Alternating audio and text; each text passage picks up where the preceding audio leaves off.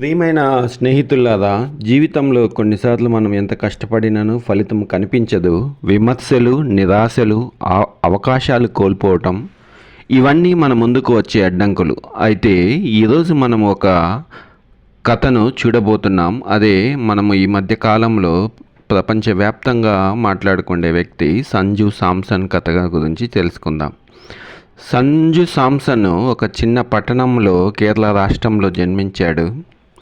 అతను చిన్న వయసులోనే ప్రతిభ ఉండి అండర్-19 టీంకి సెలెక్ట్ అయ్యి చాలా సందర్భాలు ఆయనకు అవకాశాలు రాలేదు. కానీ కొన్ని మ్యాచ్లలో మంచి ప్రదర్శన చేసినా కూడా విమర్శలు ఎదుర్కొన్నాడు.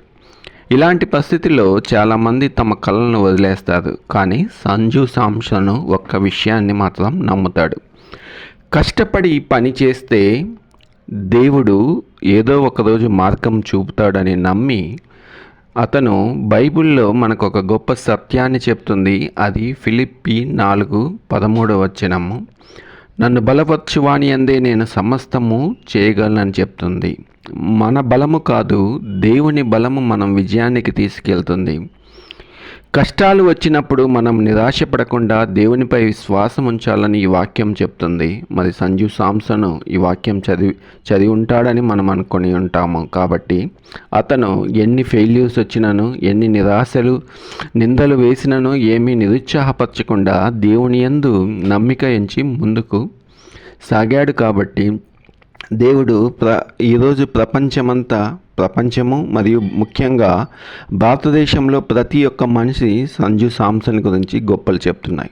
అతను మనము చూసినట్లయితే ఫస్ట్ క్వార్టర్ ఫైనల్స్లో 97 కొట్టి నాట్అవుట్ అయినప్పుడు అతను ఎవరైనా ప్రతి ఒక్క ఇండివిజువల్ వ్యక్తి 97 కొట్టంగానే 90 దాటంగానే నేను సెంచరీ చేయాలి అనుకుంటాడు. కానీ అక్కడ సంజు శాంసన్ తన టీం కోసం కష్టపడ్డాడు. అట్లాగే దేవుని యందు ఆధిక్యత గణపరిచాడు. 97 కొట్టిన వెంటనే అతను మోకాళ్ళు వంగి ప్రార్థన చేశాడు. ప్రియులారా, అది ఏ స్థలమైనను దేవుని స్తుతించాడు. కాబట్టి అదేవిధంగా సెమీఫైనల్స్లో కూడా ఒక టీంని ఒక మంచి స్కోర్ తీసుకురావడానికి ముఖ్య పాత్ర వహించాడు. కాబట్టి ఎన్నో సంవత్సరాల నుంచి అండర్-19 సెలెక్ట్ అయిన వ్యక్తి ఈరోజు వరకు పేరు రాకపోయినప్పటికీ గొప్పగా దేవుణ్ణి స్తుతిస్తూ తన ఆటను ప్రదర్శిస్తూ విమర్శలు ఎదుర్కొని ఈరోజు ఉన్నత స్థితికి చేరాడు. అంటే కేవలం దేవుని కృపని నేను నమ్ముతున్నాను, నీవు నమ్ముతామని నమ్ముతాం.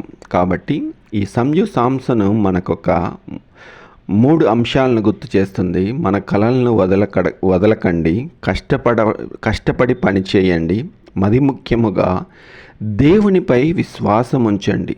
ఇప్పుడే మనకు ఫలితం కనిపించకపోయినను మన దేవుడు సరైన సమయంలో మనకు ద్వారాలు తెరుస్తాడని చెప్తుంది. స్నేహితులారా, మీ జీవితంలో కూడా సమస్యలు ఉండవచ్చు. కానీ గుర్తుంచుకోండి, దేవుడు మీతో ఉన్నాడు. విశ్వాసముతో ముందుకు సాగండి. ఈరోజు ఈ కథ చాలామందికి ప్రేరణగా ఉండాలని దేవుని నామంలో ప్రార్థిస్తూ ఈ ఆదివారం సంఘానికి వెళ్ళి దేవుని స్తుతించాలని దేవుని నామంలో మిమ్మల్ని అందరినీ కోరుకుంటున్నాను. దేవుడు మిమ్మల్ని దీవించునుగాక.